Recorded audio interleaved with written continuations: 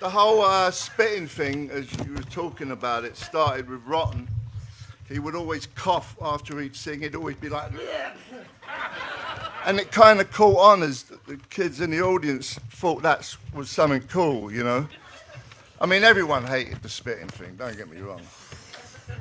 I don't know if anyone likes being spitted at, really, but... I think Joe Strummer got meningitis. Yeah. EBC Steve here, FlipSideCT. Glad to see you all. My last video I showed some flea market finds, and now I did say I was going to be listening to music a little more, try to do less buying. How about if I did both?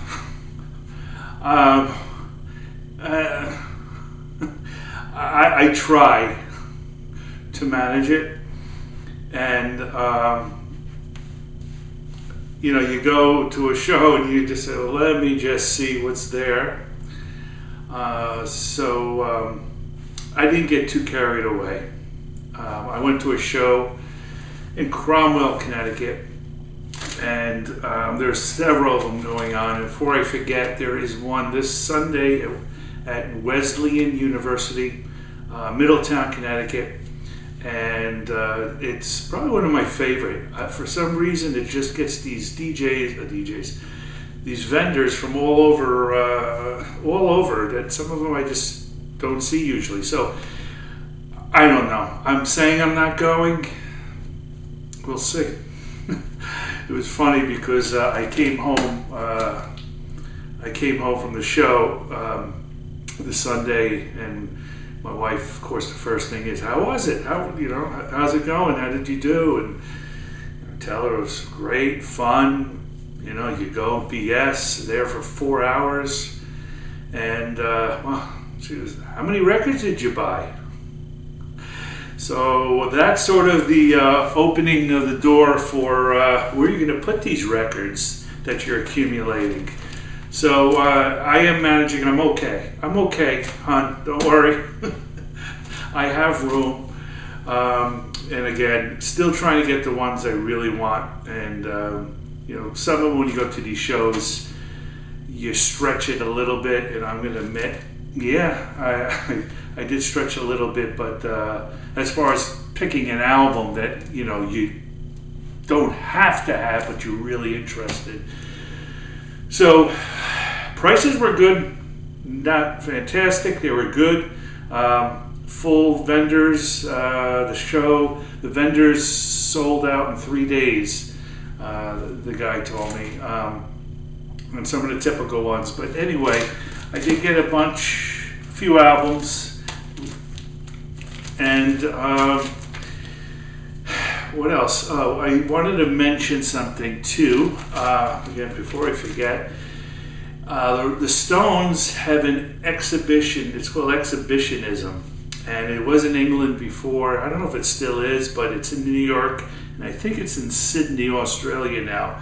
And I believe, of course, they were probably approached, but it's more of a lot of their paraphernalia, a lot of their artifacts are shown and on display. I'll put a link down, and hopefully I'll remember. You can see it's in New York. It's somewhere by Jane Street, Grove Street, down in the West Village, and it's about $37. You have to pick time slots to go in and date, and I guess they're trying to keep it measured so not everyone comes at one time. But anyway, I mean, 37 is kind of steep, but as a Stones fan, you know, I look at it, will I regret it? Probably would if I didn't see it. I mean, this has like, you know, mixed jumpsuit from one of his 72 shows or something. And anyway, if you're in New York, and I believe it starts in November and goes for several months, you know, you might want to check this out. You know, it's probably, you know, once in a lifetime thing that they're doing. So anyway, so let's jump in here. Albums, like I said, were not expensive. The most I spent was $10 and averaged about $4 or $5, I believe. that's one was 10, I believe. So I've talked about living stereo. A friend of mine, Rich, says get anything living stereo. The sound is great. Chet Atkins in Hollywood, just pure Chet with the Gretsch here. Simple songs, great, just fun music to play and put out as background. So if you see living stereo, look out for it, especially if you get Chet, the man. And then I saw another one, living stereo, and this is hits of the 50s with Sam Cooke. So, it's got Mona Lisa on it, just hits, Unchained Melody, but it's Sammy. And one of my other favorites, I know I talk about Eno and ambience, but there's more to ambient music than him. One of my other favorites is Harold Budd. This is Lovely Thunder. This is like 86. Very surprised to see this album. This is, I think, the one I got for $10. This came after The Pearl, which is a phenomenal album too. So Harold Budd. And I have spoken about Harvey Mandel in the past, and I got this album. I figured, hey, blues. This is more jazz fusion, and I was really surprised to hear the sound of this. I'll get used to it. Some of it is not all my taste, but I still collect Harvey. Somebody in the VC, and I apologize, had given me a recommendation, and I don't want to screw it up.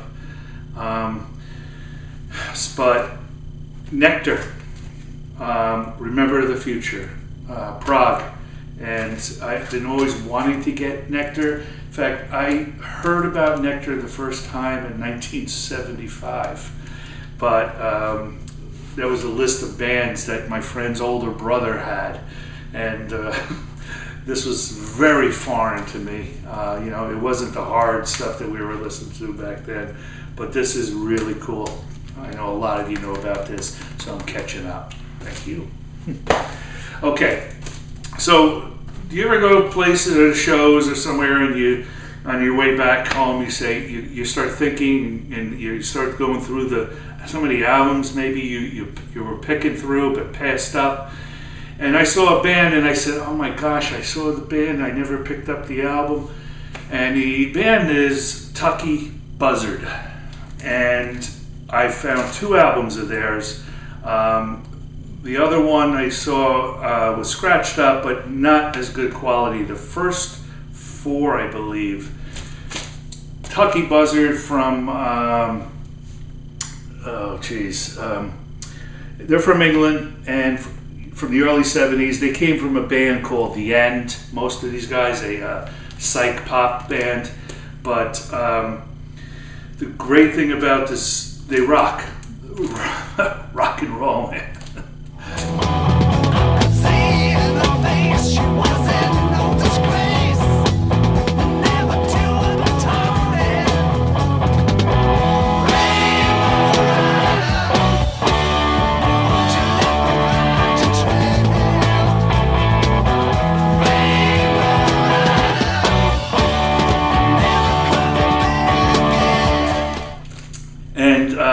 They are produced by Bill Wyman, and Glyn Johns is part of it. Mick Taylor plays on the early albums. The other 3 albums are just great albums to get, and this one is really pleasing, really cool. So glad I found this. Just a few dollars. 1973, Tucky Buzzard.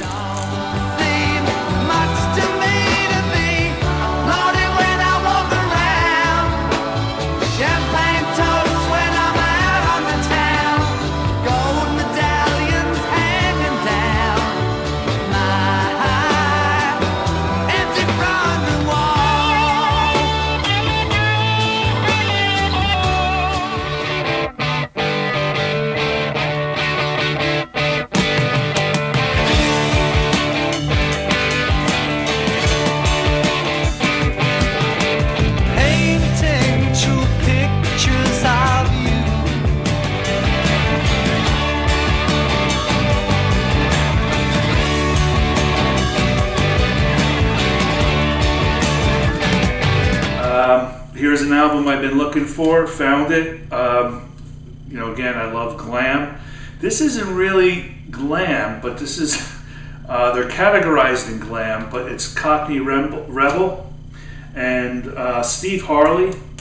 Those of you that don't know Steve Harley, just a beautiful sounding musician, voice. He was into the dark opera, just a little chaos, very theatrical on stage. They would all dress up differently. You can't really see much here, but this is their first album, The Human Menagerie. You're wearing grey today, you're from Berlin, I'd say you're a model. Can I be blue for you like I'm in fashion to see me wobble? We'll be a pair of swells and dig the best hotels, hit the front. $5, and this is something I've been looking for. 1973. What am I going to say? I was real happy to get that. Take a tip from the elf, sing a boogie to the homage fatale. Oh, we can feel a new existence beginning, and the yards have made a go at forgiving, and the new man he appears to be winning. Oh, what a shame and such a bore.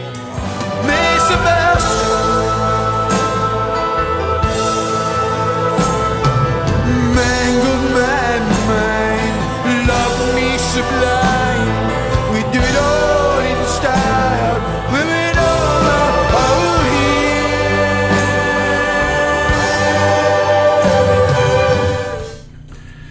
This is one that been on my list, saw it, and it's a different cover than usual, and I'm not going to pronounce it, but you know this album from Blue Cheer, and you know it's not the original, the reissue has a blue cover.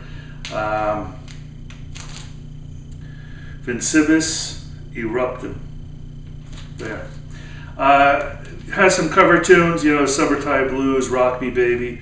But, you know, this is just classic hat. You got to have this for the collection.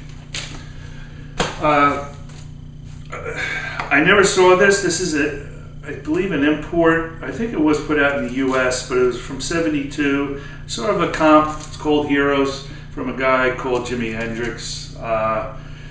You know, it has Mitch Mitchell, Billy Cox, Noel Redding on it, but also Billy Cox, Mitch Mitchell, Noel Redding, and Billy Cox also. Yeah, you know, it's got Bleeding Heart, Highway Child, Midnight, just great Jimmy stuff. And I got it.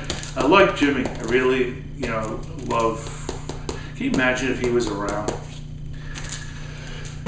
Okay, I talked about this band. This is their first album, and I'm looking for more. This is the Climax Blues Band, Plays On.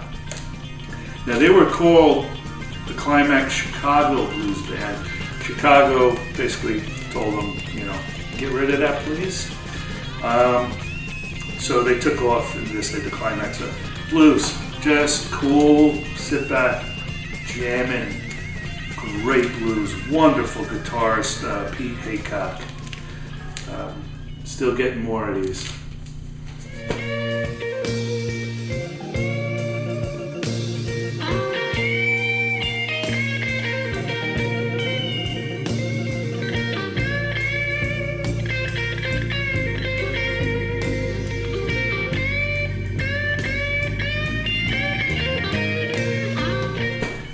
Many of you don't know, many of you do know, John Hammond, from the early 60s, blues. Well, I know my little baby, she gonna jump and shout. That old trembling man, I come walking out.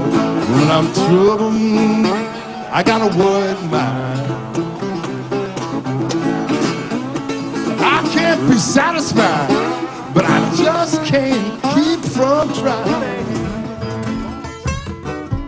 Don't you know that I love you?